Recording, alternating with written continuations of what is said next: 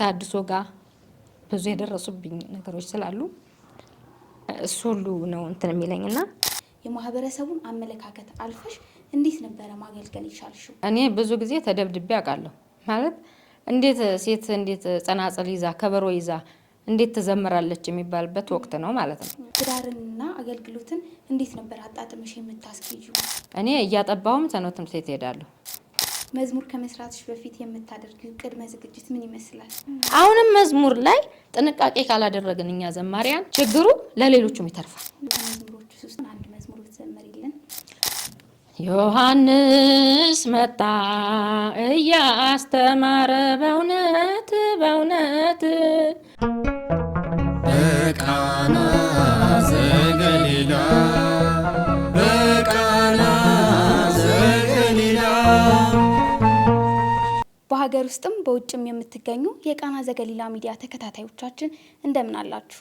እነሆ የህይወት ዘቃና ፖድካስት መርሃ ግብራችንን ጀምረናል። አብራችሁን ቆዩ። በቃና ዘገሊላ አንድ እንግዳ ስቱዲዮ ጋብዤላችኋለሁ። ወደ እሱ አልፋለሁ። እንኳን ደህና መጣሽ። እንኳን ደህና ቆየሽ። ያው ለቆይታችንም ለጭውታችንም እንዲመቸን አንቱ ወይንስ አንቺ ያልኩ ልቀጥል? የትኛው ይሻላል? አንቺ እያልሽ ቀጥይ። እሺ፣ አመሰግናለሁ። ስምሽን በማስተዋወቅ ትጀምሪልኛለሽ? ስሜ ዘማሪት አድና ሞገስ ይባላል። ዘማሪት አድና ሞገስ ማንነት ከሚለውን ጀምር እስኪ። አስተዳደጓስ፣ የልጅነት ጊዜዋስ ምን እንደሚመስል እስኪ አጫውቺኝ። እሺ፣ ዘማሪት አድና የልጅነት ጊዜዋ እንደ ማንኛውም በኢትዮጵያ የሚያድጉ ልጆች ቤተሰቦቼ የቤተክርስቲያን ሰዎች ስለሆኑ በህፃንነቴም ይዘውኝ ይሄዳሉ። አባቴ የቤተክርስቲያን ሰው ነው፣ መርጌታ ሞገስ ተፈራ ይባላል። ይዘውኝ እናቴም አባቴም ይዘውኝ እሱ እግር ስር ሆኜ ነው ስሰማ በህፃንነት የሚያደግኩት ማለት ነው። ከዛ በኋላ ያው ለትምህርት እድሜ ሲደርስ በ9 ዓመት ሲሆነኝ ወደ ቤተክርስቲያን ወደ ሰንበት ትምህርት ቤት ወሰዱኝ ማለት ነው። በሰንበት ትምህርት ቤት ሁሉንም ነገር ሰንበት ትምህርት ቤት በወቅቱ ያለው ሰንበት ትምህርት ቤት የሚጠይቀውን ትምህርት እየተማርኩ ከታዳጊ ከወጣትም ያለውን ጊዜ እየተማርኩ እያገለገልኩ አደግኩኝ ማለት ነው። መልካም። አሁን ያለሽበት የቤተሰብ ሁኔታስ ምን ይመስላል? ትዳር፣ ልጅ ካለ እንደው ብታጫውቺኝ። ጥሩ ነው አለ። ትዳርም ያው ቤተክርስቲያን ልጆቿን አሳድጋ እንደምትድር ይታወቃል።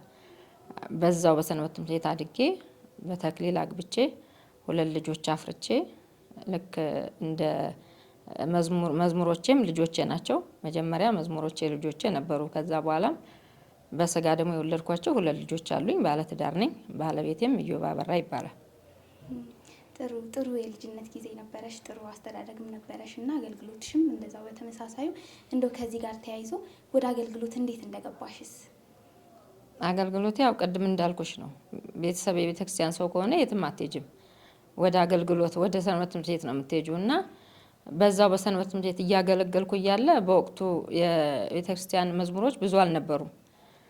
ዝም ብሎ ሰው ያገኘውን እንደገና የአባቶቻችን የነ መርጌታ ፀሐይ የበኩረ መዘምራን ኪነ ጥበብ ይልማ ወዲያው እኔ በነበርኩበት ጊዜ እነ ዘማሪት ፋንቱ የተወሰኑ ነበሩ እንጂ እንዳሁን መዝሙር ብዙ አልነበረም እና በዛ እያገለገልኩ እያለ በሰንበት ትምህርት ቤት እያገለገልኩ እያለ ቁጭት ይኖራል። ሰንበት ትምህርት ቤቶች መዝሙር የላቸውም፣ የሚዘመር መዝሙር የለም ከነዚህ ከአባቶች መዝሙር ውጪ ማለት ነው። አማርኛ መዝሙር ብዙ አልነበረም እና በሰንበት ትምህርት ቤት ተሰብስበን ለምን መዝሙር አይኖረንም፣ ለምን መዝሙር አናሳትምም የሚል ሀሳብ ስናመጣ በሰንበት ትምህርት ቤት እንዲታተም እንዲቀረጽ ፈለግንና ጥናት ጀመርን ማለት ነው። እና በዛ መንገድ ተመርምሮ ጠቅላይ ቤተ ክህነት ተመርምሮ በማደራጃ መምሪያ ማለት ነው እንዲቀረጽ ሆነ። መጨረሻ ላይ በህብረት አልተሳካልንም። በግል ያው ብዙ ውጣ ውረድ ያለው መዝሙር እንደምታውቂው ሁሉም ሰው ያውቀዋል። እንደዚህ አውደ ምሕረት ላይ ሲዘመር ቀላል ይመስላል። ከዛ በኋላ ያለው ብዙ መከራ ያለው ነው እና በዛ መንገድ ነው ወደ አገልግሎት ወደ መዝሙር አገልግሎት የገባሁት። በ86 ዓመተ ምህረት ታዳጊ ያለው የ13 ዓመት ታዳጊ ያለው ነው እንግዲህ መዝሙር ያወጣሁት ማለት ነው። በአባቶች እርዳታ በአንዳንድ በጎ ህሊና ያላቸው ክርስቲያኖች እርዳታ ነው መዝሙሩ የታተመው ማለት ነው። ከዛ ጊዜ ጀምሮ ብዙ አገሮችን ኢትዮጵያን ማለት ነው በገጠሩ ነው በብዛት የማገለግለው። በከተማ እንደዚህ በደመቀው አካባቢ እንትን አለልም ብዙ ጊዜ ማለት ነው። ገጠሩን ነው የምዞረው። በዛ ብዙ አገሮችን ሄጃለሁ። እስከ ጠረፍ እስከ ጋምቤላ እስከ ዲማ የሚባል ኢትዮጵያ ጠረፍ በዛም እስከ ጎዴ በዚህ እስከ በሐዋሳ በኩል እስከ ፊልቱ የሚባል አካባቢ ድረስ አገለግላለሁ አገልግያለሁ ማለት ነው። ከዛ በኋላ እንዴት ወደ ትዳር መጣሽ የሚለውን እስኪ እናንሳ። ያው ብዙ ጊዜ በቤተ ክርስቲያን ስናድግ ስንኖር ሁለት አላማ ነው የሚኖራቸው ወጣቶች አይደለ? ወይ መነኮሳለሁ ይላሉ፣ ወይ ደግሞ ምንኩስናው ካልተሳካላቸው ወደ ትዳር ይሄዳሉ፣ እግዚአብሔር እንደፈቀደ ማለት ነው። እኔ የማግባት አላማ አልነበረኝም። ሁሉም ወጣት በድንግልና ኖሬ እግዚአብሔርን አገለግላለሁ ነው ምንለው አብዛኞቻችን በዛን ጊዜ ነበር ነው ማለት ነው። ግን የዛን ጊዜ ያው ዘማሪ ብዙ ስላልነበረ ብዙ ገዳማትን የማየት በዝማሬው ምክንያት ማለት ነው ብዙ ቦታዎችን የማየት እድሉ ስለነበረኝ ብዙ አባቶችን የማግኘት እድሉን አግኝቻለሁ እና እኔ በምንኩስና ወደ ገዳም ገብቼ ነው ማገልገል የምፈልግ የነበረው። ግን ያው አባቶች አንቺ ወደ ገዳም አይሆንም በዓለም ነው መኖር ያለብሽ የሚሉ ብዙ አባቶችን ስላገኘሁኝ በዛ ምክንያት በእግዚአብሔር ፈቃድ ወደ ትዳር ገብቻለሁ ማለት ነው። እንደው ከአገልግሎት ጋር ደግሞ አያይዘን ትዳርንና አገልግሎትን እንዴት ነበር አጣጥመሽ የምታስኬጂው? ማለት ይህን ጥያቄ ያነሳውበት ምክንያት ምንድን ነው? በተለይ አሁን ላይ በጣም የምናስተውለው ችግር አለ። እኔ ችግር ብዬ ነው ማስበው እና ያገቡትን ሳይ በፊት አገልጋይ በነበሩበት ወቅት በጣም ያገለግላሉ ቤተክርስቲያንን፣ በእውነቱ ለቤተክርስቲያን የሚገባውን ነገር እያደረጉ እስከ ጋብቻቸው ድረስ ይቆያሉ። ከዛ በኋላ ደግሞ ፈጽሞ ማለት ይቻላል ሙሉ ለሙሉ ከአገልግሎት ይርቃሉና እንደው ከዚህ ጋር ተያይዞ እንዴት ነበር አጣጥመሽ የምታስኬጂው? እሱ ልክ ነሽ፣ ይከብዳል። ኃላፊነት ስላለው ሁሉ ነገር ትዳር በብዛት ሴቷ ላይ ስለሚወድቅ ኃላፊነቱ ወንዶች አያግዙም፣ ኃላፊነት የላቸውም ለማለት ሳይሆን ብዙ ነገሩ ሴቷ ላይ ነው የሚሆነው። ልጅ ይወለዳል፣ ስራ አለ፣ ሶስቱን ነገር ሶስት ሰራተኛ ነው የምትሆነው ማለት ነው። ስራ አለ፣ ልጅ አለ፣ ትዳሩ ደግሞ ራሱን የቻለ የሚፈልገው ነገር አለ። ማህበራዊ ጉዳይ አለ፣ አገልግሎት አለ። እኔ እያጠባውም ሰንበት ትምህርት ቤት እሄዳለሁ። እያጠባው ማለት ነው። እየጠባ ጡቱን የመጀመሪያ ልጅ ወንድ ነው። ያው ጻድቁ ኢዮብ አበራ ይባላል። ዲያቆን ነው በአሁን ሰዓት እና እያጠባሁት አንዷ የምትዘምረው ጋር ቁጭ አድርጌ መስጠት ያለብኝን አገልግሎት እሰጣለሁ ማለት ነው። በብዛት በማስጠናት በማሰልጠን ላይ ነው ሰንበት ትምህርት ቤት ያገለገልኩት እና ሳሰለጥን ሳስጠና ቁጭ አንዱ ላይ እየሆነ ያመሻል ማለት ነው። ወይም አገልግሎቱን እኔ እሰጣለሁኝ። ልጁን ብዙ አያስቸግርም ነበር እና በዛ መንገድ አግብቼ ራሱ 15 ቀን አልተቀመጥኩም። ወዲያው ወደ አገልግሎት ነው የሄድኩት። ለምን ስጋቱ ነበረኝ፣ በዛው ልቀር እችላለሁ። አሁን ያልሽው ችግር ስላለ እኛ አካባቢ ደግሞ በጣም ነው ችግሩ የጎላው። እንደውም ጭራሽ በእኛ አካባቢ ካገባች በኋላ ሴት ወደ ቤተክርስቲያን እንደውም ወደ ሰንበት ትምህርት ቤት መምጣት የለባትም ነው የሚሉት። ምክንያቱም በቃ አግብታለች። አሁን አንቺ ያልሽው ነገር በዛ በእኛ ዘመን ደግሞ ማለት ከ30 ዓመት በፊት ማለት ነው ምን እንደነበረ ማሰብ አያቅትም። ከ30 ዓመት በፊት መንፈሳዊ ህይወት ምን አይነት እንደነበረ እና ያ ነገር ስላለ እኔ ደግሞ እዚህ አዲስ አበባ ያሉ ታላላቅ እህቶች ወንድሞችን አያለሁኝ። የመሄዱ የመዞሩ እድል ስላጋጠመኝ የበለጠ እንደውም እያገለገሉ የነበረው ከትዳር በኋላ ነው እና ይሄ ነገር በቃ በእኛ አካባቢም ይሄ ሁኔታ መሰበር አለበት። ካገባች በኋላ ሴት ልጅ ማገልገል አለባት የሚለውን አላማ መጀመሪያም ባገባኔ በቃ ካገባው በኋላም አሳካለሁ ይሄን አላማ፣ ካላገባሁም ሌሎች ያሳኩታል የሚል እቅድ ነበረኝ። ያንን እድል ስላገኘሁኝ አግብቼ ወዲያው በ15 ቀን ነው የሄድኩት። የሙሽርነት ጊዜንም አልጠበቅኩም ማለት ነው። ወዲያው ነው መዝሙር ክፍል የሄድኩት። ወዲያው ማገልገል ጀመርኩ። እርጉዝ ሆንኩ። እርጉዙኝም እያገለገልኩ ነበር። ወልጄም እንዳልኩሽ ነው እያጠባሁት እሄዳለሁ። ከስራ ገብቼ እንደገና ይዤው ስራም የሆነ ጊዜ ይዤው ነበር የምሄደው። ይዤው ሄጄ 4 ጠዋት ሄዳለሁ፣ 6 ሰዓት እመጣለሁ፣ 8 ሰዓት ሄዳለሁ፣ መልሼ 12 ሰዓት እመጣለሁ፣ 12 ሰዓት ወዲያው ገብቼ እንደገና ሰንበት ትምህርት ቤት ሄዳለሁ ማለት ነው። ይዤው ነው የምሄደው። ምንም ይከብዳል በእርግጥ ግን አላማ ካለ ደግሞ ግዴታ ነው፣ ግዴታችን ነው። እኛ እንደውም የተመቻቸ ጊዜ ነው የኛ ዘመን ማለት ነው። በብሉይ ኪዳን የነበሩት እኮ እነ ዲቦራ፣ እነ ኤልዳና፣ እነ እህተ ሙሴ ማርያም እኮ በጨለማው ዘመን ያገለግሉ ነበር። ያንን ስታይ እኛ እንደውም ብዙ አልሰራንም፣ ብዙ ይጠበቅብናል እንደውም የሚለውን ነው ማስበው። እኔ አርአያዎቼ እነሱ ናቸው። በመጽሐፍ ቅዱስ ያሉት ሴቶች በዛ ዘመን እንዴት ነበር የሚያገለግሉት? ወንዶቹን ያነቁ ነበር። እንዴት ነበረ ወንዶቹን ሲያነቁ? ለምሳሌ ዲቦራን ስታያት ምን ነው ዝም አልክ ትለዋለች። ባርቅን ወደ ታቦር ተራራ ሂድ አልተባልክም እንዴት ትለዋለች። እኔ እኮ አንቺ አብረሽኝ ካልሄድሽ ብዬ ፈርቼ ነው ይላታል። እኔ አብሬ ከሄድኩ ክብሩ በሴት ይሆንብሃል፣ ያንተ ክብር ይቀራል ትለዋለች። ግድ የለም አንቺ ብቻ አብረሽኝ ሂጂ። እሷ ነቢይት ናት። ባርቅም የራሱ የሆነ ደረጃ አለው በዘመናቸው አይደለ? ግን እሷ ነበረች ስትቀሰቅስ። እግዚአብሔር እኮ ነግሮሃል፣ ወደ ታቦር ተራራ ሂድ ብለዋል፣ ሲሳራን ድል አድርግ ብለዋል እኮ ትለዋለች። እና እሷ አብራው እንድትሄድ ይነግራታል ማለት ነው። እሷ ደግሞ እኔ ከሄድኩኝ ክብሩ በሴት ይሆናል፣ ሲሳራን የምትገለው ሴት እንደምትሆን ስለምታውቅ ማለት ነው። እና ሲሳራን እውነትም የገደለችው እኮ አንድ ተራ ሴት ናት። በድንኳኑ ካስማ ወይም በድንኳኑ በሚተከልበት ብረት ጆሮን ወግታን የገደለችው ሲሳራን የሚያል እስራኤሎች ይፈሩት የነበረ የሰራዊት አለቃ ማለት ነው። እና እንግዲህ ምን አይነት ብርታት ቢኖራቸው ነው በብሉይ ኪዳን ማለት ነው። እህተ ሙሴን ማርያምን ስታያት እንዴ ከበሮን ብድግ አድርጋ በዛ ሁሉ በእስራኤል ታላላቅ ሰው ፊት እንዴት ነው ማመስገን የቻለችው? እንዴት አድርጋ ነው ከበሮን በዛን ዘመን ማለት ነው እንዴት አድርጋ ነው የዘመረችው? አሁንስ እኛ በሷ አይን ስታይ ምን እየሰራን ነው? እንደዛ ጨለማ በነበረበት በብሉይ ኪዳን እንደዚህ አይነት ብርቱ ሴቶች ከነበሩ አሁን ቤተክርስቲያን ሴቶች እንዲዘምሩ ፈቅዳ እንደውም ልብሰ ስባት እየለበሱ እንዲዘምሩ በተፈቀደበት ዘመን እኛ እንዴት ነው ማገልገል ያለብን የሚለውን ስለማስብ ልጆችንም ይዤ በሚፈለገው ደረጃ አገለግላለሁ። አሁንም እያገለገልኩ ነው ያለሁት ማለት ነው። እንደው በእናንተ ጊዜ በአገልግሎት በማህበረሰባችንና አገልግሎት በጣም የወረደ አመለካከት ነው ያለው። ቅድምም እየተናገርሹ ነበር አንቺና አሁንም ድረስ እሱ ነገር አልተቀረፈም። ማህበረሰባችን አገልግሎትን የተረዳበት መንገድ ልክ አይደለም እና እንደው ከዚህ ጋር ተያይዞ እንዴት ነበር ያጣጣምሹ? በዛን ወቅት በተለይ በእናንተ ወቅት እንዳሁኑ አይደለም፣ አገልግሎት የሰፋበት ጊዜ አልነበረም እና በተለይ ሴት ሆነሽ ከዛ ደግሞ ትዳር መጣ፣ ከዛ ደግሞ አለፍ ሲል ልጆች መጡና በእነዚህ ሁሉ ተጽዕኖዎች ውስጥ አልፈሽ የማህበረሰቡን አመለካከት አልፈሽ እንዴት ነበረ ማገልገል ይቻልሽው? እንደው ለሌሎች ሰዎችም ምሳሌ መሆን ስላለብሽ እንደው ይሄንን ነገር ብታጫውቺኝ። ልክ ነሽ። ከባድ ነው። እኔ ብዙ ጊዜ ተደብድቤ አውቃለሁ።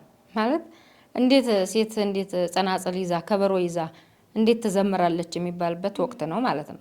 በተለይ ወደዛ ወጣ እንግዲህ ከዚህ ከአዲስ አበባ 115 ኪሎ ሜትር አካባቢ ነው እንግዲህ ያለ ነው ማለት ነው እኛ። እና እንዴት ነው ሴት ጸናጽል ጭራሽ ይዛ ከበሮ ይዛ እየተባለ ብዙ መከራ ደርሶብኛል። በዛ ሀገር ወረብ ለመጀመሪያ ጊዜ ወረብ ያቀረብነው እኛ ነን። እና ጭራሽ ወረቡን ያዙ እንዴት እየተባለ በጣም በህዝቡ ዘንድ ከፍተኛ ተቃውሞ ነበር። ድብደባም ብዙ ጊዜ ደርሶብኛል ማለት ነው።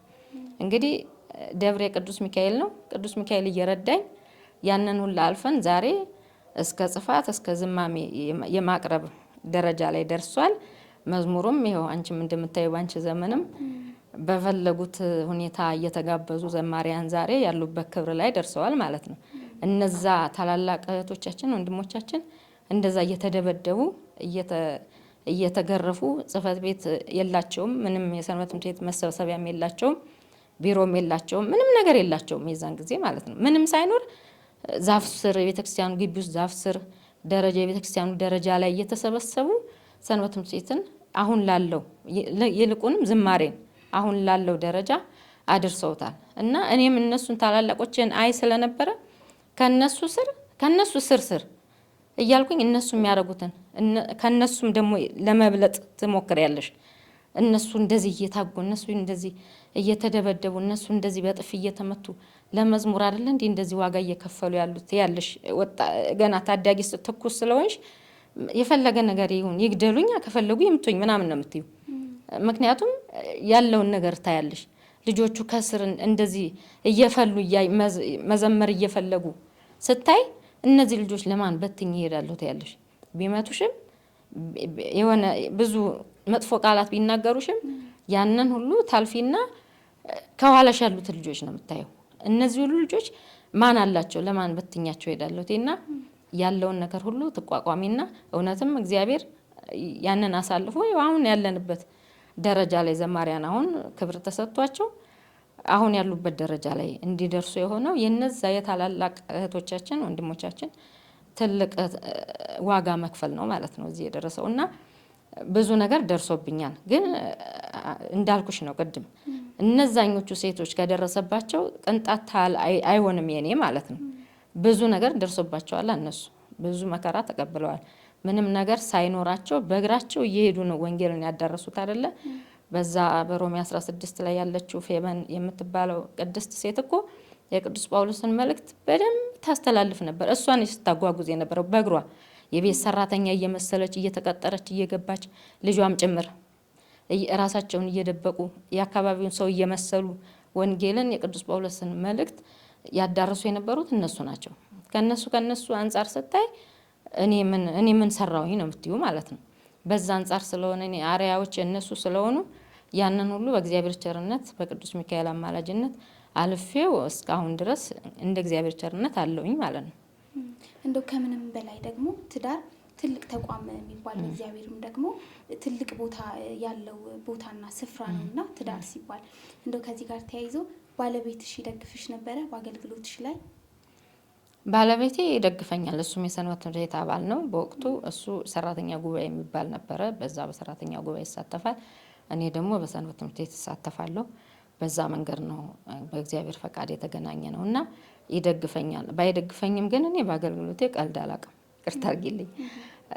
አገልግሎቴ ከትዳሬም ከሁሉም ነገር በላይ ነው ብዬ የማምን ሰው ነኝ። ይህ ሲባል ትዳሩን ለማቅለል አይደለም።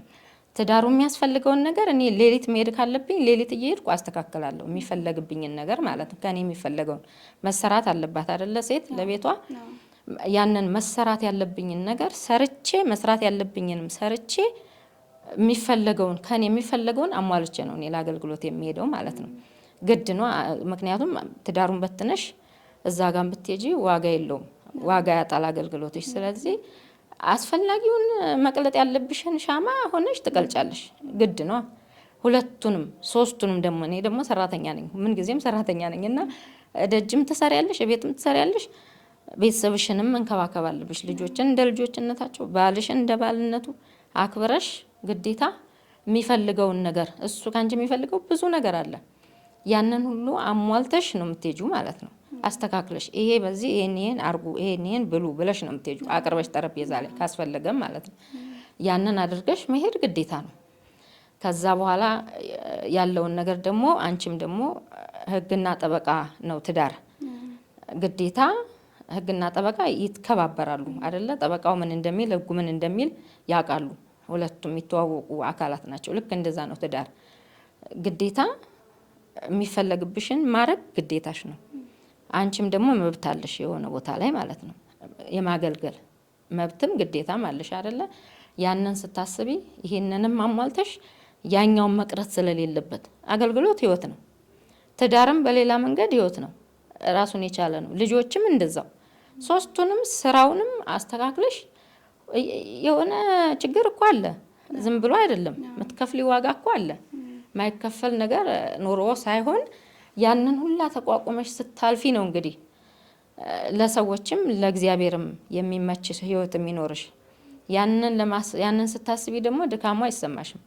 ግዴታ እዛም መቅረት የለብኝም በቃ እንዲህ መቅረት የለብኝም ነው የምትይው። ስራውም ደግሞ ስራው የሚፈልገውን ደግሞ ኳሊቲ አለ። ልጆችም እንደዛው ፍቅር ይፈልጋሉ፣ መልበስ ይፈልጋሉ። በብዛት አሁን እኔ ጥምቀት እንደዚህ አቤት በዓላት ልብሰ ስባት እለብሳለሁ። ልጆችን የሚይዛቸው ባለቤቴ ነው ማለት ነው። ይዟቸው የሚሄደው ህፃን ሲሆኑ ሲያድጉ እነሱም ያው አሁን አንደኛው ትልቁ አድጎ ትልቅ ሆኗል ራሱን ችሎ እሱም አገልጋይ እስኪሆንልሽ ድረስ ማንም ይወስዳቸው አቤት በዓላቱን የሚለብሱትን አቅርቤ ነው የሚሄደው። አቅርቤ አንተ ይሄን ልበስ፣ አንቺ ይሄን ልበሽ፣ አንተ ይሄን ልበስ ብዬ ለባለቤቴም አስተካክዬ እኔ ከሄድኩ በኋላ ለብሰው እነሱ የሚሄዱበት ሰዓት ይለያል። መዘምራን ደግሞ የሚሄዱበት ሰዓት ታውቂዋለሽ፣ ቀድመው ነው የሚሄዱት አይደለ? ስለዚህ አስተካክዬ ምግባቸውንም ልብሳቸውንም አስተካክዬ እሄዳለሁ። እሱ ይዟቸው ይሄዳል ማለት ነው። በዛ መንገድ ነው ሶስቱንም ስራውንም አገልግሎቱንም ትዳሩንም ማስኬደው እንደሚፈልገው ሆኜ እንደሚፈልገው የሚያስፈልገው ቦታ እንደምፈልግበት አስተካክዬ ነው የምሄደው እና እግዚአብሔር እየረዳኝ ነው። ግን በእኔ አቅም አይደለም። እግዚአብሔር እየረዳኝ ቅዱስ ሚካኤል ደግሞ እያቃናልኝ መንገዴን በዚህ መንገድ እስካሁን አለው ማለት ነው። ልጆችሽ ጋር የነበረሽስ ቀረቤታ ምን ይመስላል? ቅድም ልጆች ያልሽ ስታነሺ ሰምቻለሁና ትልቁ ልጄም ዲያቆን ነው ብለሽኛል እና እንደዚህ አይነት ደረጃ ልጆች እንዲደርሱ ስኬታማ እንዲሆኑ የወላጅ አስተዋጽኦ በጣም ከፍተኛ ነው ብዬ አስባለሁና የነበረሽ አስተዋጽኦ እንዴት ነበረ? ቀረቤታሽ ምን ይመስል ነበረ? እስኪ ልጆችሽ እኮ የዓይንሽ ብሌን ናቸው ከሁሉ በላይ ማለት ነው። እግዚአብሔር ካንቺ የሚፈልጋቸው መክሊቶችሽ ናቸው የሚሆኑት እና ያንቺን ኃላፊነት ከማንም በላይ የሚፈልጉ ናቸው። እንደዚህ ብለሽ እንዲህ ስትይ ልጆችሽ ካንቺ እንትን ሊወጡ ይችላሉ። በጣም ክትትል የሚፈልጉ ናቸው ልጆች ማለት ነው። በጣም ክትትል በጣም እንዴት ነው ዓይንሽን የምትጠብቂያት እንዴት ነው? በቃ እንደ ዓይን ነው መጠበቅ ያለባቸው ልጆች። እያንዳንዱን ነገር ፊታቸውን አይተሽ ምን ሆነ ነው ምን ሆነሽ ነው አይተሽ ማለት ነው። እስኪ ነግሩሽ አይደለም አይተሽ ገና ሲመጣ ወይ ገና ስትመጣ አይተሽ የምታውቂው ነገር አለ። የእናትና የልጅ ነፍስ አንዲት ናት ይላሉ ሊቃውንት አባቶች እና አንድ ነው ነፍሳችንን ልጆችና እናት በተለይ ማለት ነው እና በክትትል ነው እያንዳንዱን ነገር እያንዳንዷን እርምጃቸውን እና ልጆችም የሚያስፈልገውን ዋጋ ከፍያለሁ ብዬ ነው የማስበው እንደ እናት ማለት ነው። የሚያስፈልገውን ዋጋ አሁንም ትልቅ ነው ብዬ እንትን አልዘናጋም። ምክንያቱም የሚፈልገው ደረጃ እሱም አባት እስኪሆን እሷም እናት እስክትሆን ድረስ ግዴታ የኔ ነው ኃላፊነቱ ማለት ነው። እናት ሲሆኑ አባት ሲሆኑ ያኔ እነሱም ወደ ልጆቻቸው ማሰብ ስለሚጀምሩ ያኔ አንቺ መተው ትችያለሽ፣ ከራስሽ ላይ ማውረድ ትችያለሽ። አሁን ግን መስመር ይዘው እነሱ አባት እናት እስኪሆኑ ድረስ ኃላፊነቱ ያለው እኔ ላይ ነው ብዬ ማስብ እናት ነኝ ማለት ነው። መልካም። አሁን ደግሞ ወደ መዝሙሮችሽን እንምጣና መዝሙሮችሽን እንዴት ሰራሽና ስንት መዝሙሮችን ሰራሽ? በክሊፕ 3 ናቸው የሚታወቁት ማለት ነው። ግን በነጠላ ብዙ አሉ መሰጣቸውም ለሰዎች መሰጣቸው ራሴም ዝም ብዬ በጉባኤ ላይ ጉባኤ መክፈቻዎች ጉባኤ መዝጊያዎች መዝሙሮች ብዙ አሉ። እንደ አስፈላጊነቱ ለሰው መሰጣቸው አሉ ማለት ነው። የምዘምርበት የማዘጋጅበት መንገድ ከሰንበት ትምህርት ቤት ጀምሮ እስከ ጠቅላይ ቤተ ክህነት ማደራጃ መምሪያ ተገምግመው ነው የሚወጡት የኔ ካሴቶች ማለት ነው። 3ቱም ተገምግመው ወደ ድሬዳዋ ሀገረ ስብከት ግልባጭ ተጽፎ የድሬዳዋ ሀገረ ስብከት ደግሞ ለእኔና ለአካባቢው ለአጥቢያው ለሚያስፈልገው እየጻፈልኝ በዛ መንገድ ነው የተሰራጩት በወቅቱ ማለት ነው። በዛ መንገድ ነው እና የሚያዘጋጁልኝም እኔ አዘጋጃለሁ። መጀመሪያ በዛው ያሉት ሊቃውንት ያዩልኛል።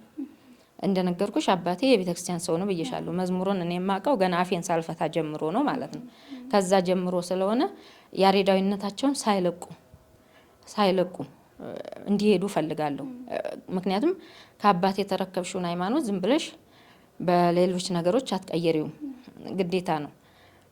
ምክንያቱም የእንትና ልጅ ነው የምትባዩ ያም ነገር ስላለ ኃላፊነትም ስላለብኝ ከአባቴ የወሰድኩትን ሃይማኖት ወይም መዝሙር ግዴታ በዛው መስመር ማስኬድ ስላለብኝ በዛው መስመር እየሄደልኝ 3ቱም በእንደዛ ነው የሄዱት። አዲስ አበባ መጥቼ ጠቅላይ ቤተ ክህነት እየተገመገሙ እንዳልኩሽ ተመልሶ ግልባጭ ተጽፎ ከዛ በኋላ እንደገና ሀገረ ስብከቱ የተመረመረ የተገመገመ ስለሆነ ብሎ ለሚመለከተው ሁሉ ይጽፍልኛል።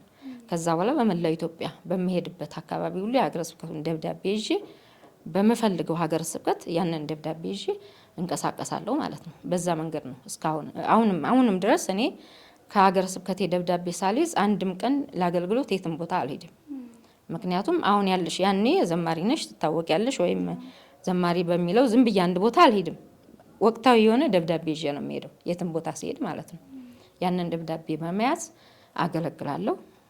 አስገለግላለሁ። በሄድኩበት ቦታ ሰንበት ትምህርት ቤትም ከሌለ ሰንበት ትምህርት ቤትን አደራጃለሁ። እንዳልኩሽ ገጠር ነው የምሄደው እኔ እንደዚህ ይቅርታ አድርጊልኝ የሞቀበት ቦታ ብዙ እንትን አለለም እኔ። ምክንያቱም ብዙ አሉ በጣም ብዙ ምንም የሌለበት የንስሐ መዝሙር ስትዘምሪ የሚያለቅሱ ሰዎች ያሉበት አካባቢ አለ። ቅርብ ቦታ እዛው ከትልቁ ከተማ ቅርብ ቦታ ምንም የሌለበት አለ። በእንደዛ ነው እኔ ንግስ ሲሆን ወደዛ ነው የምሄደው። ምንም የሌለበት ቦታ ሄጄ ያንን አካባቢ በደንብ በመዝሙር አገልግዬ በደንብ እዛ አካባቢ ደግሞ ክብር አግኝቼ ነው የምመጣው፣ ሳልጋፋ ማለት ነው። ሳልጋፋ ብዙም ሳልተረማመስ በቂ አገልግሎት ሰጥቼ እመለሳለሁ። በዛ መንገድ ነው ማዘጋጃቸውና እንደ አባት በቅርብ የሚከታተሉኝ ያኔ ያው ከታዳጊም በታች ነበርኩና ስዘምር ያኔ የኔታ ሐዋዝ አፈወርቅ የሚባሉ አዲስ አበባ ሩፋኤል የሚያገለግሉ አባት አሁን በህይወት የሉም፣ በረከታቸው ይደርብን። እሳቸው ነበሩ የሚያቃኑልኝ ማለት ነው ዜማውን። ያኔ ያው ጨቅላ ነኝ ገና። ዜማውን ይሄን እንደዚህ በይ፣ ይሄን እንደዚህ አድርጊ፣ ይሄን እንደዚህ ጩሂ፣ ይሄን ግጥም እንደዚህ አስተካክሊ ብለው እሳቸው ካስተካከሉት በኋላ ነው ወደ ሰበካ ጉባኤ ወደ ሀገረ ስብከት ሄዶ ወደ አዲስ አበባ ማደራጃ መምሪያ የሚመጣው ማለት ነው መዝሙሬ። በዛ መንገድ እሳቸው ከገንዘብ ጀምሮ ብዙ ቁጥር 1 እና ቁጥር 2 የረዱኝ እሳቸው ናቸው። ገንዘብም ጭምር እየሰጡኝ እንዲታተም ማለት ነው። በዛ መንገድ ነው ሲታተም የነበረው። አሁንም እኔ በጣም ያሬዳዊ መዝሙር ደጋፊ ነኝ ብቻ ሳይሆን ብዙ ዋጋም ከፍያለሁ ማለት ነው። ያሬዳዊ መዝሙር ነው መዘምረው ብዬ በደንብ አፌን ሞልቼ ነው የምናገረው። ይሄን ዘምር እኔ ይሄንን አልዘምርም ምል ሰው ነኝ። ምክንያቱም ለምንድን ነው የተጠራሁት? ለምንድን ነው ቤተክርስቲያን እዛ ጋር እንድዘምር የፈቀደችልኝ? በጣም ተራ ታች ያለው ሰው ነኝ አይደለ? ምእመን ነኝ አይደለ? ግን እንድዘምር የፈቀደችልኝ ምን አይነት መዝሙር እንድዘምር ፈልጋ ነው ቤተክርስቲያን? ምን እንዳስተላልፍ ፈልጋ ነው ብዬ እማምን ሰው ነኝ እኔ ማለት ነው። ያገኘሁትን መዝሙር አልዘምርም፣ ይቅርታ አድርጊልኝ። እኔ በቃ ይታወቃሉ ያሬዳዊ መዝሙሮች። ያሬዳዊ መዝሙሮችን መርጬ ነው የምዘምረው እኔ። አንድ የሚፈልግ ሰው ይሄንን መዝሙር ዘምሪ፣ ይሄንን መዝሙር በእነሷና የሆነ ሞቅ ያለ መዝሙር የሚሉት ነገር አላቸው። እንደዛ አልዘምርም እኔ። ሞቅ ያለ ምናምን የሚባል በቤተክርስቲያን ስላልተማርኩኝ ማለት ነው፣ ቤተክርስቲያን ስላላስተማረችኝ። እንደውም እኛ በማህሌተ ጽጌ አይተሽ ከሆነ በጣም ደምቆ በጣም ስናብድኛ እኮ አንቀጫቅጨው ጸናጹን አቁሙ ነው የሚሉን። አይፈለግም እንደዛ በቤተክርስቲያን። ምክንያቱም የሚፈለግበት ደረጃ አለ፣ ልክ አለው አይደለ? ያሬዳዊ መዝሙር ራሱን የቻለ የሆነ መስመሩን ይዞ ከልኩ ሲያልፍ አባቶች አቁሙ ይላሉ።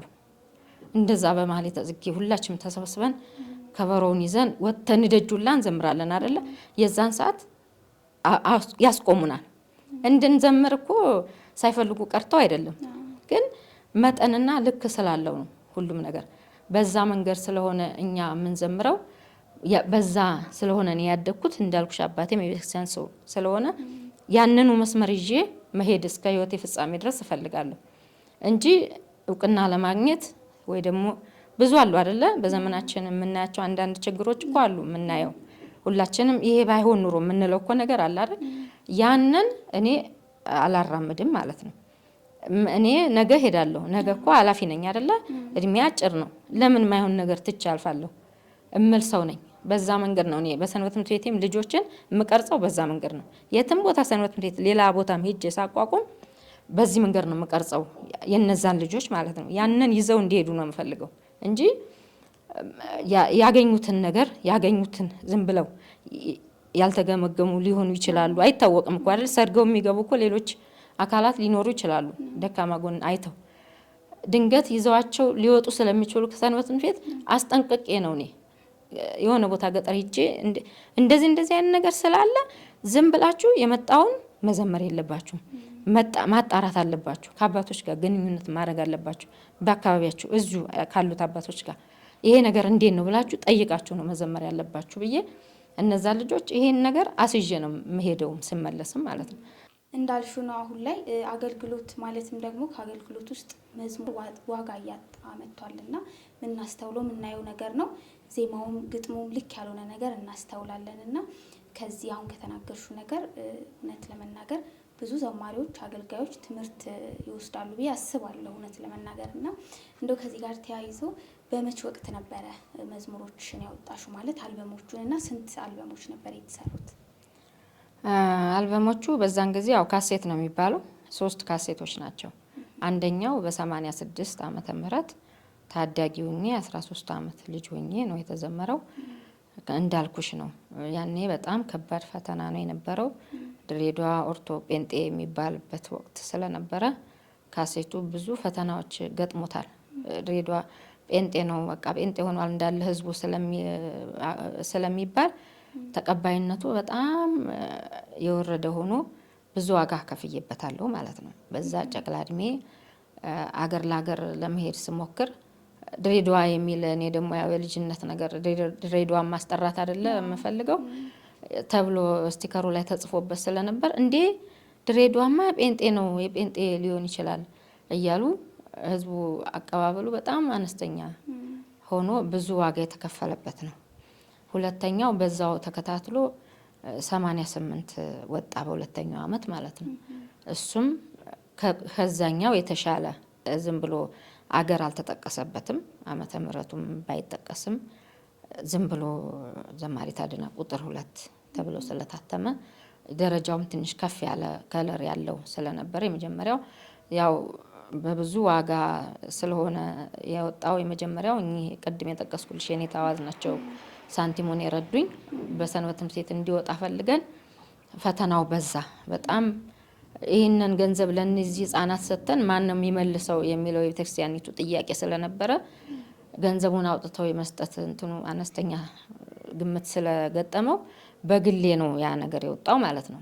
እና እኔ ደግሞ እልክ አለ አይደል የልጅነት ያለ መብሰል ነገር እኔማ ድሬዳዋን አስጠራለሁ እንደምንም የሚለው ስለተጻፈበት እሱ ከባድ ፈተና ነበር።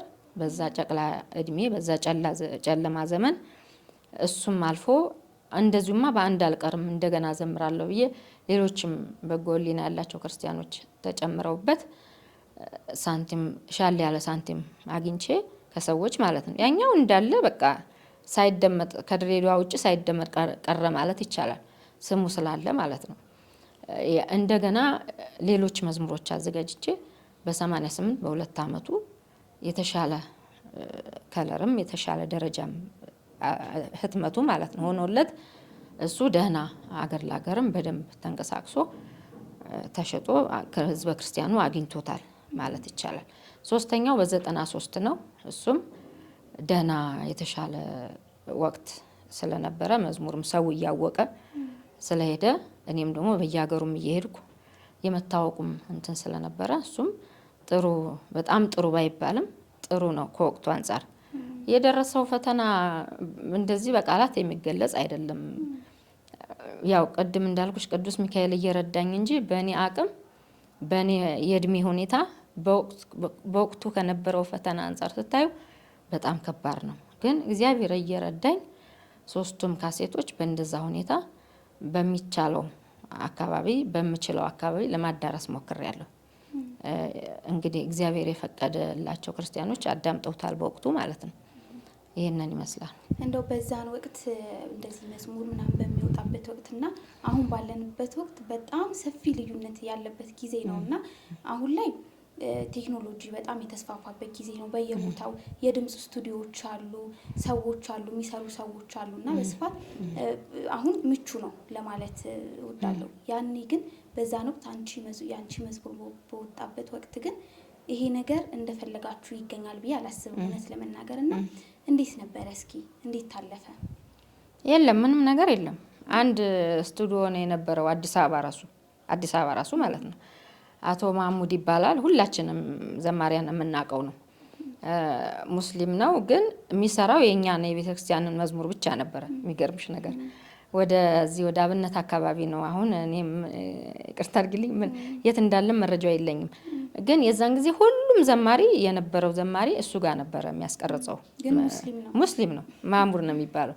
እኔ ፎቶ ሁሉ አለኝ ስንቀረጽ የተነሳ ነው ፎቶ ማለት ነው። በጣም ቅን ልብ ያለው እንደው ከእንደኔ አይነቱ ጠማማ ክርስቲያን የተሻለ ልብ ያለው ሰው ነበረ እና ሁላችንም እዛ ነው እየሄድን ስናስቀርጽ የነበረው ማለት ነው። እና ምንም ነገር የለም እሱ ነው የሚቀርጽልን። ከዛ በኋላ ጠብቀን የተወሰነ ጊዜ ይቆያል። ጠብቀን ስናስቀርጽም ጠብቀን እሱ ብቻ ስለሆነ ማለት ነው እሱን ጠብቀን እንደዚህ ብዙ በቃ ሁሉም ሰንበት ትምህርት ቤቶች በተለይ በዛን ጊዜ አንድ ሰው ነው እሱ ነው በቃ ሰንበት ትምህርት ቤቶች ናቸው በዛን ጊዜ በብዛት ሲያሳትሙ የነበረው ማለት ነው። በቃ ቁጭቱ ስላለ ህዝቡ የሚያዳምጠው መዝሙር የሚያዳምጠው ስላጣ የመናፍቃንን መዝሙር እኛ እኮ መዝሙር የላትም ኦርቶዶክስ፣ ስለዚህ ለዚህ ነው የምናዳምጠው የጴንጤ የምናዳምጠው የሚል በጣም ብዙ ሰው ነበረ። ያንን መልስ ለመመለስ ሰንበት ትምህርት ቤቶች የተነሳሱበት ጊዜ ነበረ እና ለምሳሌ እነ ቅዱስ ጎላ፣ ቅዱስ ሚካኤል፣ እነ ቅዱስ ያሬድ ሰንበት ትምህርት ቤት በዛን ጊዜ መዝሙር ካሳተሙት ወዲያው እነ ማህበረ ቅዱሳን ቁጥር 1 ጌታዬ እንደሱ መዝሙር በብዛት የሰንበት ትምህርት ቤት መዝሙሮች የወጡበት ወቅት ነበረ ማለት ነው። በዛ በ80ዎቹ እስከ 90ዎቹ ያለው ማለት ነው። ከዛ በኋላ የግል ዘማሪያንም እየበረከቱ መጡ። ፈተናው ግን ቀላል አልነበረም። ምክንያቱም ምንም የለም። ቅድም አንቺ እንዳልሽው ስልክ የለ፣ ምንም ደውለሽ የምታገኙ ነገር የለ። አንድ ስልክ ካለ ወይ ከአንድ ሰፈር ውስጥ አዲስ አበባ መጥተሽ ራሱ አንድ ሰፈር ውስጥ የአንድ ሰው ስልክ ነው የሚኖርሽ። ስልክ ራሱ ስቲከርሽ ላይ ለመጻፍ እኔ ትዝ ይለኛል። ካሳንቺስ ነው ዘመዶች አሉኝ። ካሳንቺስ የኔ ዘመዶች ስልክ የላቸውም።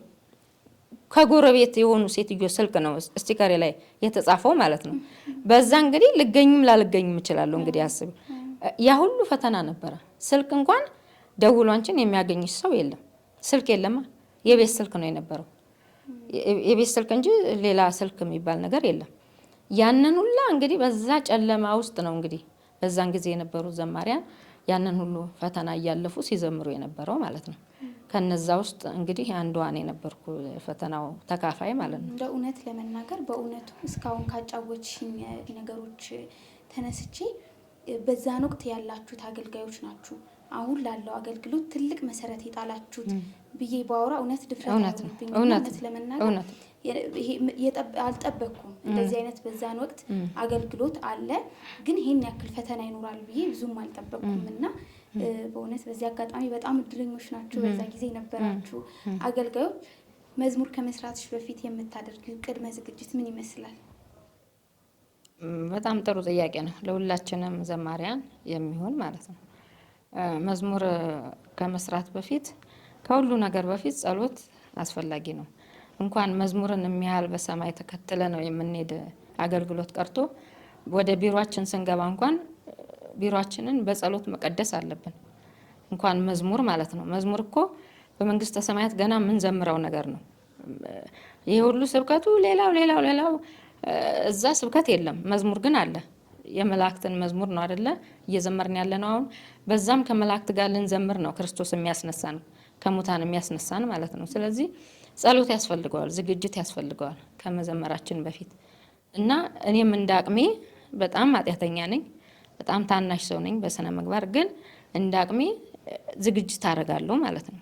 ዝግጅት አድርጌ በተለያየ ጊዜ አባቶችን ጠይቄ እንዴት ነው ይሄ ነገር ትያለሽ። በዛ ዙሪያ ማለት ነው አሉ ብዙ አባቶች በዙሪያችን እንደ ደመና የከበቡን አሉ ይላል አይደለ መጽሐፍ ቅዱስ። ስለዚህ እነዛን ሰዎች እጠይቃለሁ በጸሎት እንዲያገዙኝ። እንደዚህ አስቤያለሁ፣ እንደዚህ ላረግ ነው፣ እስኪ ይሄን ይውልኝ እላለሁ። ከዛ በኋላ ነው ወደሚመለከተው አካል የምወስደው ማለት ነው። እነዛ አባቶች በቅርብ ያሉት አባቶች ካስተካከሉት በኋላ ወደ ሰንበት ቤቱ ይገባል። ሰንበት ቤቱ ለሰበካ ጉባኤው ይጽፈዋል። ሰበካ ጉባኤው ለሀገረ ስብከቱ ጽፎት ወደ አዲስ አበባ ይልከዋል ማለት ነው። አሁን ግን በአሁን ሰዓት እድለኞች ናቸው አሁን ያሉት ዘማሪያን። በየሀገረ ስብከቱ የሊቃውንት ጉባኤ ተቋቁሟል። አዲስ አበባ መምጣት አይጠበቅባቸውም። የዛን ጊዜ ግን አዲስ አበባ ማደራጃ መምሪያ መጥተሽ ነው የምታስገመግሚው ማለት ነው። አሁን በየሀገረ ስብከቱ የሊቃውንት ጉባኤ አለ። እዛው አስገምግሞ ሀገረ ስብከቱ ሲጽፍላቸው ማሳተም ይችላሉ። ያንን እድል አሁን በአካባቢያችን ያሉትም ልጆች እንደዛ ነው የሚጠቀሙት፣ እያደረጉ ነው። በእኛ አካባቢ እንደዛ ነው የሚያደርጉት እና የዛን ጊዜ ግን ያንን ሁላ ከማድረግ በፊት በጸሎት እንዳቅሜ ማለት ነው ጠይቄ እግዚአብሔርን ፈቃድ ጠይቄ ነው ወደ ግምገማውም ወደሚመለከተው አካል የምወስደው። እንኳን መዝሙር በካሴት ለማሳተም ለትውልድ የሚተርፍ ነገር ለመስራት ቀርቶ አውደ ምሕረት አንድ ቀን ለምዘምሪው ራሱ ዝግጅት ያስፈልገዋል እና እኔ አውደ ምሕረት ራሱ ሄጄ የምዘምር ቀን ቀድሜ ነው የምገኘው። ቀድሜ ጉባኤው ከመጀመሩ ከቻልኩ ከ11 ሰዓት በፊት ካልቻልኩ ደግሞ ቢያንስ 11 ሰዓት እደርሳለሁ። ይሄን ማንም ልጆችም በአካባቢም ያውቃሉ። እኔ የምዘምር ቀን ቀድሜ ቤተክርስቲያን እገኛለሁ። ቁጭ ብዬ በደንብ ጽሞና ወስጄ በደንብ ተለማምጄ የምዘምረውን ከተለማመድኩ ካጠናው በኋላ እኔ ይቅርታ አድርጊልኝ በደብተር መዘመር አልችልም። እንደዚህ እያየሁ ወይ በስልክ እያየሁ መዘመር አልችልም። እኔ አሁን እንደሱ ማለት ነው። እኔ ብቻ ሳይሆን ቀድሞ የነበሩት ዘማሪያን አብዛኞቹ እንደዚህ ይዘው አይችሉም። ይዘን ነው ማለት በቃል ይዘን ነው የምንዘምረው የዛን ጊዜ ማለት ነው።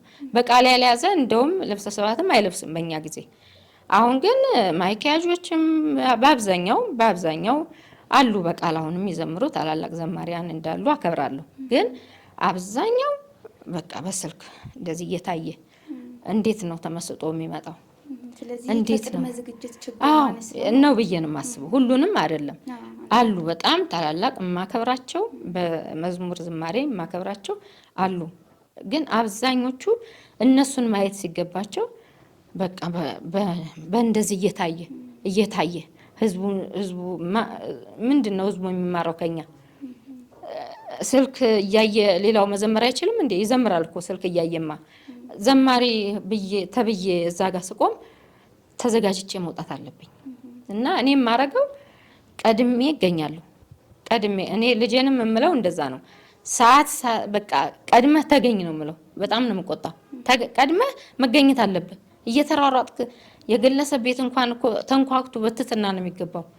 ተሯሩጠህ እንዳታቀርብ እንዳትሄድ ነው የምለው። ያንንም በተቻለ መጠን ተግባራዊ እንዲያደርግ ነው የምገፋፋው። እሱንም ማለት ነው መሳሪያ ስለሚጫወት ከታላላቅ ዘማሪያን ጋር ይጫወታል። ያንን ቀድመህ መገኘት አለብህ ነው ከሱ ጋር የምለው። ቀድሞ ሲገኝ ሰው አንደኛ ላይ ጸሎት ጊዜ ይኖረዋል። ቤተክርስቲያን ነው አይደለ እየሄድን ያለ ነው እያገለገልን ያለ ነው ቤተክርስቲያንን ነው። ሁለተኛ ራሳችንን ነው የምናገለግለው። ሶስተኛ ነው ህዝቡ ጋር የሚደርሰው ሶስተኛ ጉዳይ ነው። ስለዚህ እኛ መጀመሪያ ዝግጅት ማድረግ አለብን። ቀድመን መገኘት አለብን። ቀድመን ተገኝተን ጸሎቱን ተካፍለን በስነ ስርዓት ያንን ጸሎት አብረን ተካፍለን መክፈቻ ጸሎቱን ተካፍለን ብንዘምር የተረጋጋነን በቃ እግዚአብሔር መንፈስ ቅዱስ ይጎበኘናል። መዝሙራችንም ወደ ሰው ይደርሳል፣ ወደ ሰው ህሊና ይደርሳል ብዬ ማምን ሰው ነኝ። እንደዛ አረጋለሁ። ቀድሜ እገኛለሁ፣ ጸሎቱን እካፈላለሁ።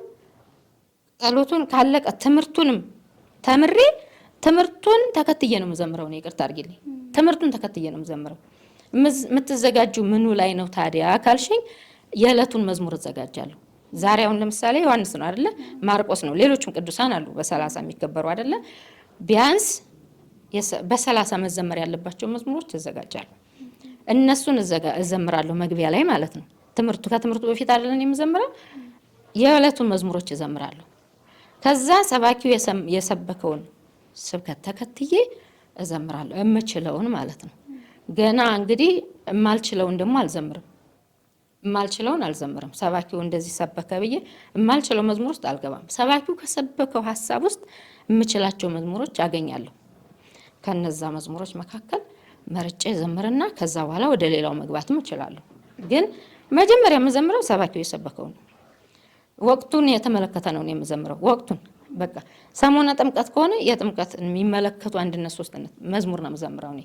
ዝም ብዬ ከዛም ጥቼ ከዚህ ወስጄ ስላላስተማረች ነው። ይቅርታ አድርጊልኝ። እኔ ወድጄ ሳይሆን ቤተክርስቲያን ከስር ሲያስተምሩን ታላላቆቻችን በወቅት መድበው የጥምቀት የየወሩ ብለው እኮ መዝሙረ ተዋህዶ መጽሐፍትም አሉ። በወቅቱ በዛ በእኛ ዘመን የነበሩ ዋኖስ ህትመትና ሚዲያ ዝግጅት ነበር። የዛን ጊዜ ታላላቅ የሰንበት ትምህርት ቤት ወጣቶች አባቶች አሁን የሆኑ እነሱ መዝሙረ ተዋህዶ ቁጥር 1 ቁጥር 2 ቁጥር 3 ድረስ እኮ የተዘጋጀ መጽሐፍ አለ። እነሱ ላይ ወቅቶች አሉ።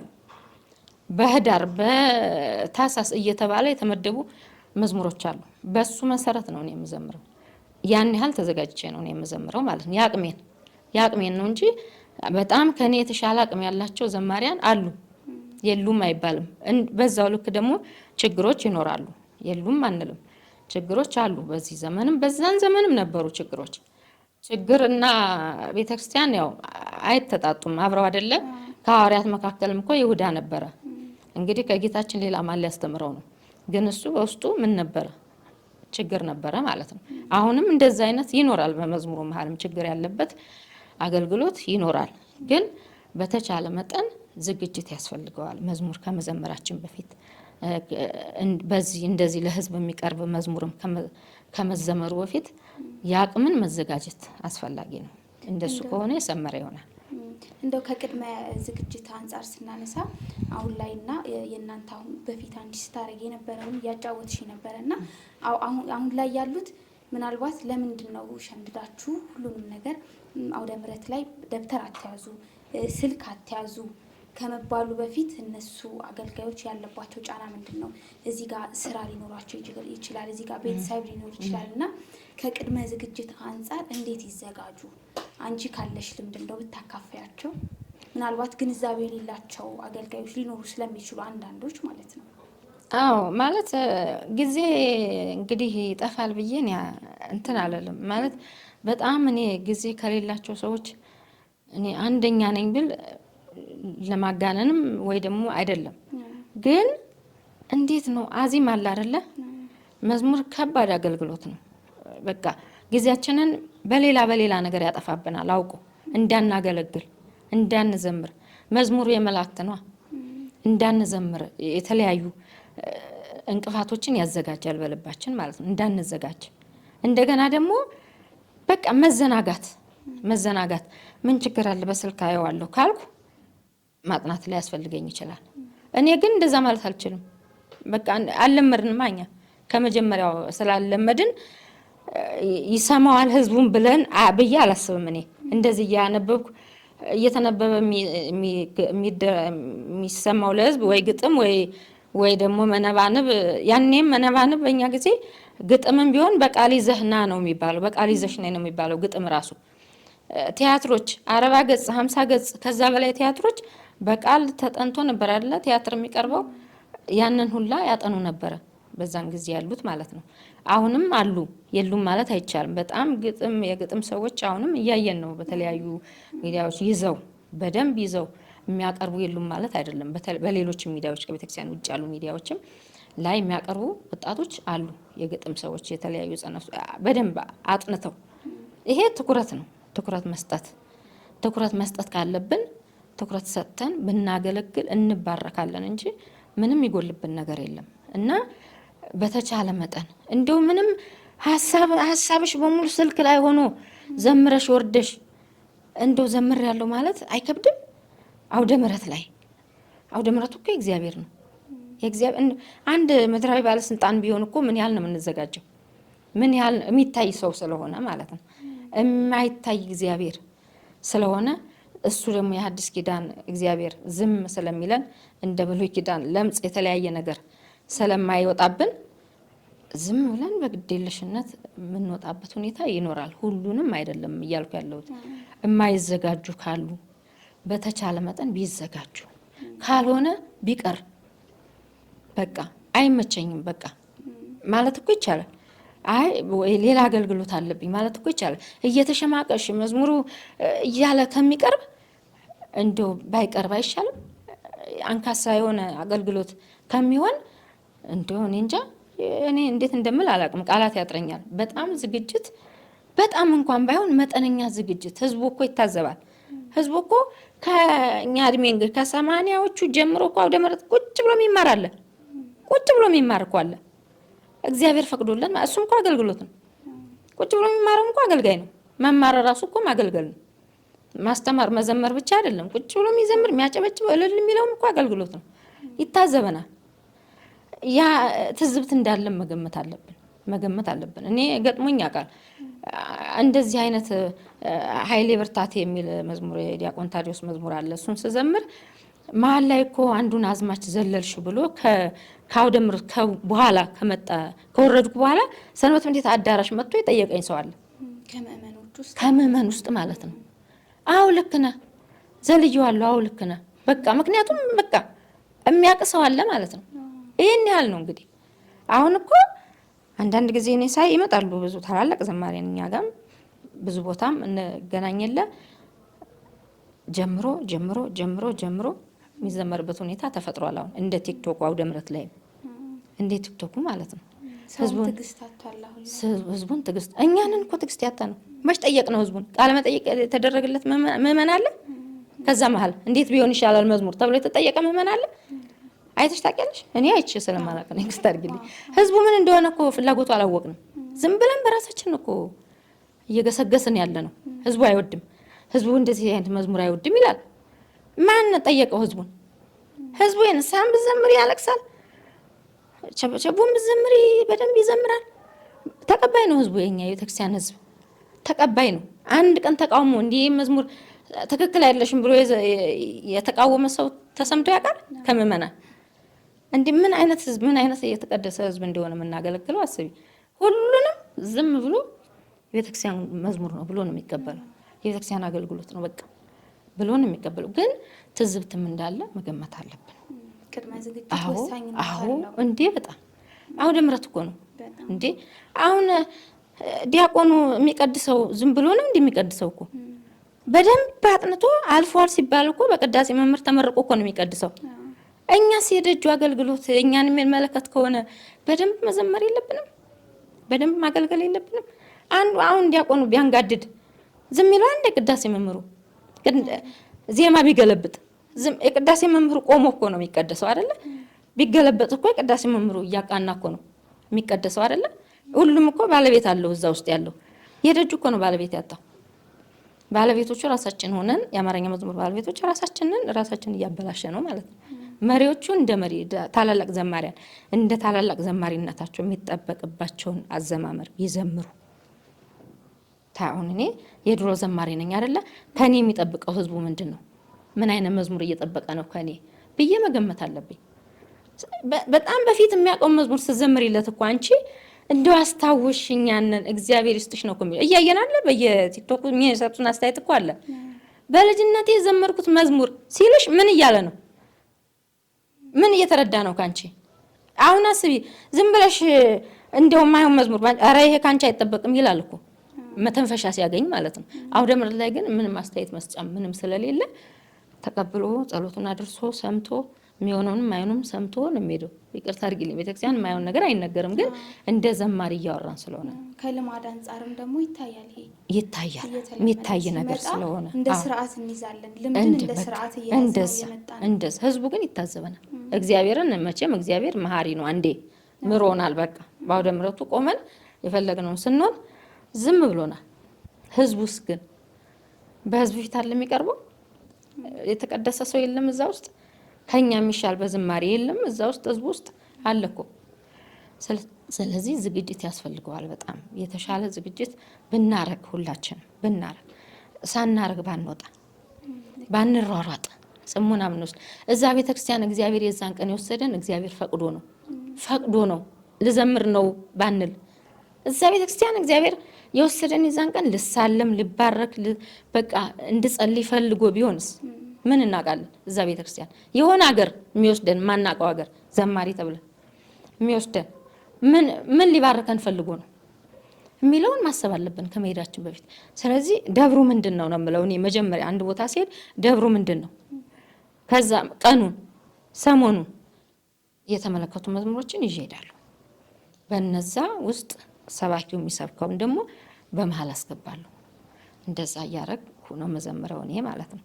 ይሄም ደግሞ ለመመጻደቅም አይደለም፣ ግዴታ ቤተክርስቲያን የምትፈልገው ከኛ እንደዚህ አይነት ነገር ነው ያስጨበጠችን ያስያዘችን።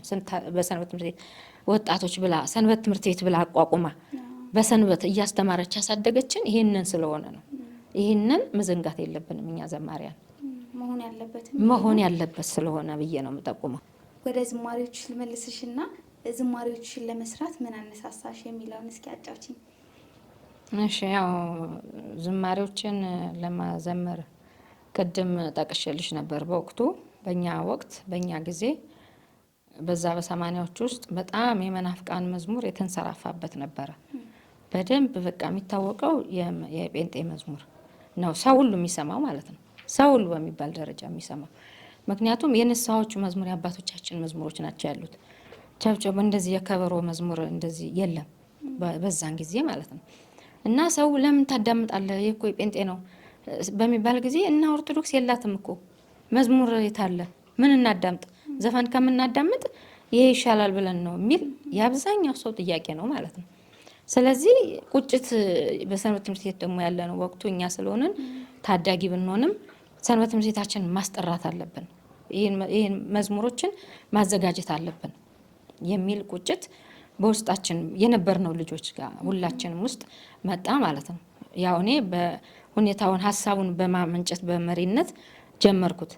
ከዛ መዝሙሮችን ሰበሰበን። ቅድም ባልኩሽ አባት በኔታ አዋዝ አማካኝነት ግጥሞችን እያስተካከል እየገጠምን እንደ አቅማችን እየገጠምን ግጥሞችን ከአርጋኖን ጸሎት መጽሐፍ ከሌሎችም ከሰይፈ ስላሴ ከመዝገበ ጸሎት ውስጥ እያወጣን ከመጽሐፍ ቅዱስም ከድርሳነ ሚካኤልም በቃ ከምናነባቸው መጻሕፍቶች እያወጣን እየገጠመን ለሳቸው አሳያቸዋለሁ።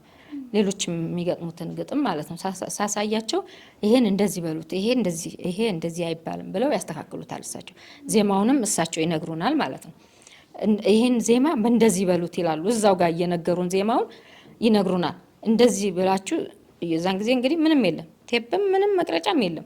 ሰምተን ነው የምንሄደው። ሰምተን እንሄዳለን። ግጥሙን ይዘን እየሰማን እሳቸው የሚሉትን ሰምተን እንሄዳለን፣ ይዘን እንመጣለን ማለት ነው። ይህም ብቻ ሳይሆን ወረቡንም እነሱ እያስጠኑን ነው ወስደን ለሰንበት ለመዘምራን የምናስጠናው። መጀመሪያ እኛ እናጠናለን፣ ለአባሉ እናጠናለን። ይሄንንም ልክ እንደዛ ከወረብ ዜማዎች ካሉት ከተለያዩ የያሬድ ዜማዎች ይወስዱና እሳቸው የድጓ ያቋቋም መምህር ናቸው። እሳቸው ይነግሩናል። ያው እነሱ እዚህ ውስጥ ተጨምቆ አይምሯቸው ውስጥ የተቀመጠ አይደለ፣ ከዛ ውስጥ ይነግሩኛል። ያንን ወስጄ አጥንቼ እመጣለሁ። ጥሩ አድርገሽ ይዘሽዋል ይሉኛል። ያ ይቀመጣል። እንደዛ እያደረግን ማዘጋጀት ቻለን ማለት ነው። ሶስቱንም መዝሙሮች ሳዘጋጅ እሳቸው እየረዱኝ ነው። እኔ ግጥሙን አዘጋጃለሁ። ሌሎችም ልጆች የሰጡኝ ግጥሞች አሉ፣ ጽፍ ያለው የወጡት ላይ ስማቸውን እየጻፍኩ ነው። እንደገና ከፈለገ ጥበብ በየነ ድንቁም የወሰድኳቸው መዝሙሮች አሉ። አሁን እንደውም እሱ ጥሩ ሚዲያው ላይ እየተንቀሳቀሰ ነው ያለው። አባታችን ጥሩ እንትን ከበኩረት ጓንጋም ያለው ነገር ጥሩ ነው። አሁን ሰምተሽው ከሆነ ማለት ነው። እሱም ሀሳብ እየሰጠ ነው አሁን በዝማሬ ጉዳይ ላይ እንደዚህ ብዙ ሀሳቦችን እየሰጠ ነው።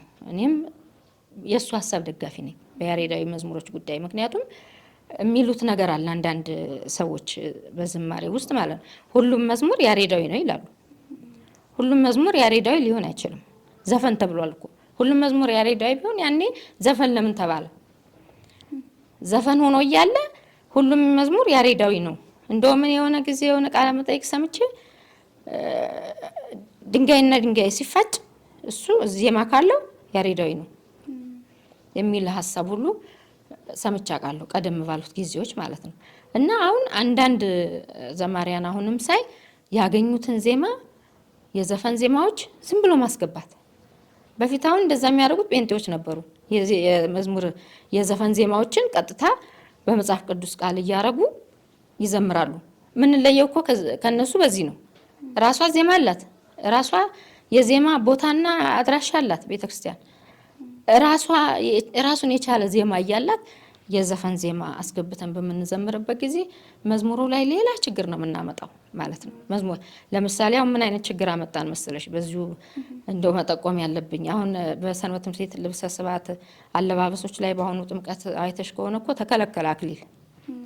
አክሊል ሙሉ በሙሉ ተከለከለ ማለት ነው። ይሄ ማለት ለአማርኛው ይቅርታ እኛ ስንቀብጥ ያመጣነው ነገር ነው ማለት ነው። በጣም የማይገባ የዲያቆናት በጣም የተጋነነ የተለያየ ከግብጽ ሳይቀር የመጣ አለባበስ በጣም ጥምቀት ላይ የተለያየ ነገር በዛኛው አመት አይተን ነበረ። ቤተክርስቲያን የቤተክርስቲያኗ ስርዓት ሲጣስ ዝም አትልም። እንደዚህ አልፈን ስንሄድ ማለት ነው። አልፈን ሄድን ስርዓት ሲፋለስ እንዳለ በሰንበት ትምህርት ቤቶች ምንም አይነት ከላይ እንደዚህ የሚጠለቅ አክሊል እንዳይደረግ። አሁን ይሄ ደህናዎቹንም ሰንበት ትምህርት ቤቶች አብሮ ጎዳ ማለት ነው። በስርዓት ያሰሩ ሰንበት ትምህርት ቤቶች አሉ እኮ ምንንም የማይነካ አክሊል ያሰሩ ሰንበት ትምህርት ቤቶች አሉ። ከነዛ ውስጥ የራሳችንን አክሊል ከበዓታ ነው የወሰድነው። አክሊሉ 28 ዓመት 30 ዓመት የቆየ አክሊል አለን፣ ወርቀ ዘቦ ልብስ ማለት ነው። የኛም አብሮ ነው የታገደው። አሁን ይሄ ምንድነው? እነዛ ሰዎች እነዛ ህገወጥ እየሆኑ የሚያመጡት ነገር ነው ይሄን ነገር የሚያመጣው። አሁን ይሄ መዝሙርም በዚህ ከቀጠለ ቤተክርስቲያን እርምጃ መውሰዱ አይቀርም። የዛን ጊዜ ሁሉም ዘማሪያን ነው የሚጎዳው ማለት ነው። ሁሉም ዘማሪያን በአንዳንድ ስርዓት ባጣ ሰው ምክንያት ሁሉም ነው። ወንድሞቻችን ለምሳሌ መናፍቅ ተብለው ሲታገዱ በእነሱ ስር ያሉት ሁላ አይደል የታገዱት? አሁን በፊት ደህናዎቹ ሁላ ማለት ነው። ምንም የሌሉበት ሁላ እሱና ምናምን ተብሎ ነው የታገደው። አሁንም መዝሙር ላይ ጥንቃቄ ካላደረግን እኛ ዘማሪያን ችግሩ ለሌሎቹም ይተርፋል። በዚህ ከቀጠለ ቀጥታ የዘፈን ዜማ እየዘመሩ አሉ ሁሉንም ዝም ብሎ ያሬዳዊ ብቻ የሚዘምሩ ደግሞ አሉ። የሚያስደስትሽ ነገር ያሬዳዊ ብቻ የሚዘምሩ አሉ። ደግሞ ዝም ብለው እንዳገኙ የዘፈን ዜማ የሚዘምሩ አሉ፣ መዝሙር ተብሎ ማለት ነው። እና እኔ እነዚህ ወንድሞች እህቶች ቢያቆሙ በጊዜ የነሱ ችግር ለሌላውም ዘማሪ ጠቅላላ ለመዝሙር አገልግሎቱ ጠቅላላ እንቅፋት እንዳይሆን ቤተክርስቲያን እርምጃ በምትወስድበት ጊዜ ዘምሩ ብላ እኮ ነው የተወችን። በቃ ያገልግሉ ልጆች ናቸው ብላ አይደለ የተወችን። ይሄን እንደ ምንድን ነው የምንቆጥረው?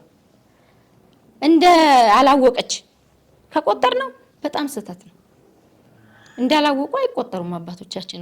ውልዶ ያሬድ እኮ ይታዘቡናል እኮ እኛን።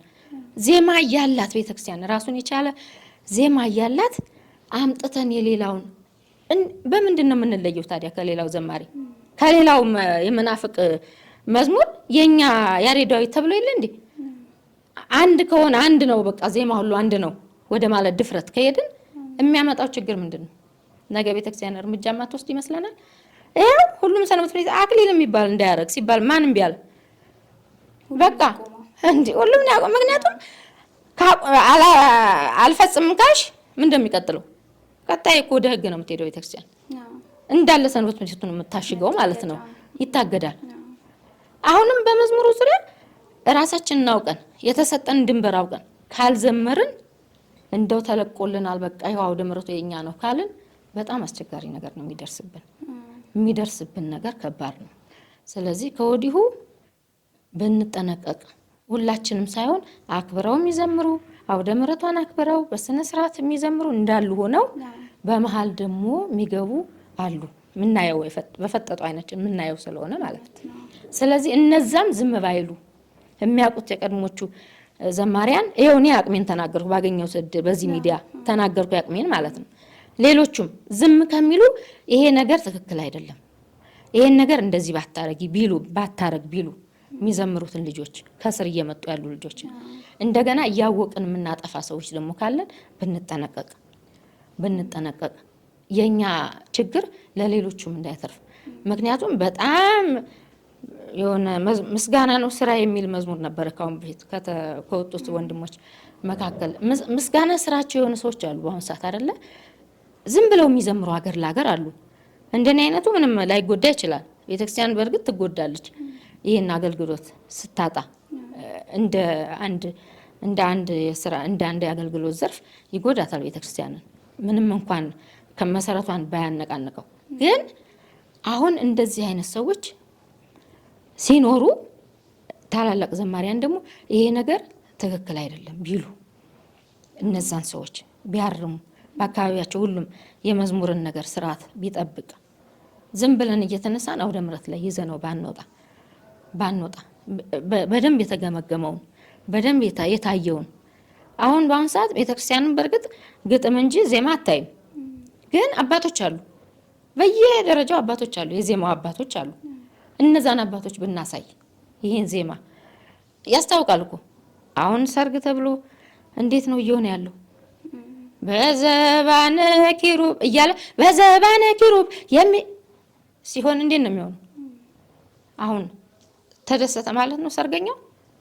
ይሄ ሁሉ ችግር ወዴት ነው እየሄደ ያለው? ከዓለም ያልተሻለ ዳንኪራ ከሆነ መዝሙራችን ወዴት ነው የሚሄደው? ችግሩ ወደ ሁላችንም ይመጣና አገልግሎቱ በቃ ይቁም እስከ ቤተክርስቲያንንም ይነካል እንጂ ከሌላው ባልተለየ ጊዜ ሽብሻባችን ከሌላው ባልተለየ ጊዜ ዳንኪራ በሆነ ጊዜ ከዘፈኑ ባልተለየ ጊዜ ሰርግ ተብሎ እኛ ጭፈራ ስናስመስለው መዝሙሩን ምንድነው ልዩነቱ? በሰርግ ስም ከበሮን እስክስ እያለን በጣም ያንገስ እንቅስቃሴ በጣም የተከሻ እንቅስቃሴ እየታየ እኮ ነው ያለው። እውነት ታዛለች ቤተክርስቲያን? ይሄንን ያዘዘችን ነው እንዲህ ነው ያዘዘችን እንዴ? ይሄ ታዲያ ወዴት ነው የሚመጣው? ምንም አይነት አገልግሎት ተብሎ በየደረጃው ሊመጣ ይችላል፣ በየደረጃው ስርዓቷን። ምክንያቱም ከዓለም የተለየችበት አገልግሎቷ ያሬዳዊ ዝማሬዋ ነው አይደለ? እና ዝም ብለን እንደነዛ ካረግ ነው ልዩነታችን ምንድን ነው? እና እንድዘምር ያነሳሳኝ በወቅቱ ይሄ ነው። ልዩነት ስላለው የኛን መዝሙር መዘመር ስላለብን የኛን መዝሙር ህዝቡ ማግኘት ስላለበት በወቅቱ ያለነው ትውልዶች እኛ ስለሆንን በወቅቱ ሰንበት ትምህርት ቤት ብላ ቤተክርስቲያን የሰበሰበችን ልጆቿ እኛ ስለሆንን አማርኛ መዝሙር መዘመር ስላለበት መዝሙር በአማርኛ መዘመር ስላለበት ያንን ወቅት ተከትለን በወቅቱ ያለነው ከነበሩት አንዷ ስለሆን ይሄ መዝሙር በቃ ህዝቡ መዝሙር ማግኘት አለበት የመናፍቃን መዝሙር እያዳመጠ ስለሆነ በሚል በዛ ተነሳስቼ ነው መዝሙር የጀመርኩት ማለት ነው። እግዚአብሔር ፈቅዶ ደግሞ እንደ ታላላቆች እንደ በጣም በብዙ እንዳገለገሉት ባይሆንም እንደ አቅሜ የአካባቢዬን ሰንበት ትምህርት ቤት አስከብሬ ወደ ሌላ መንገድ ሳይሄድ ወደ ሌላ መስመር እንዳይሄድ ያቅሜን ከሌሎች ወንድሞች እህቶች ጋር ከሌሎችም ብርቱ ታናናሽም አሉ ከስር ብርቱ የሆኑ የኛን ፈለግ የሚከተሉ ከነሱ ጋር ሆኜ ይሄን መዝሙር ማስከበር ስላለብኝ በዛ መንገድ ነው ወደ መዝሙር አገልግሎት የገባሁት ማለት ነው።